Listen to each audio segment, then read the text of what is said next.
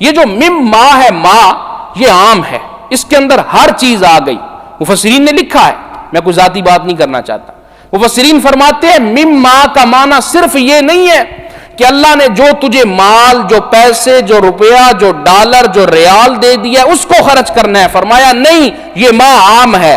اگر اللہ نے کوئی ہنر دے دیا ہے، اللہ نے کوئی فن دے دیا ہے، اللہ رب العزت نے تجھے کوئی ڈگری دے دی ہے، اللہ نے کسی فن میں مہارت دے دی ہے، اولاد دے دی ہے، اللہ نے آواز دے دی ہے، اللہ نے ذہانت دے دی ہے، فرمایا متقی بندہ وہ ہوگا جو اس اللہ کی دی ہوئی صلاحیت پہ سانپ بن کے قبضہ نہ کرے، بلکہ مما، جیسے ما عام ہے ویسے اپنی اس صلاحیت کو بھی عام کرنے کی کوشش کرے.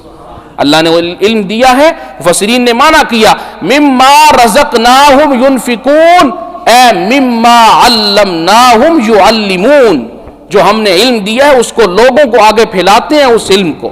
تو اللہ نے آپ کو جو ہنر دیا، جو صلاحیت دے دی، کوئی فن دے دیا، آپ اچھے مکینک ہیں، آپ اچھے ڈاکٹر ہیں، آپ اچھے استاذ ہیں، تو متقین کی صفات اور اس کے زمرہ میں شامل ہونے کے لیے ضروری ہے کہ اپنے اس ہنر کو کیا کرنا ہے؟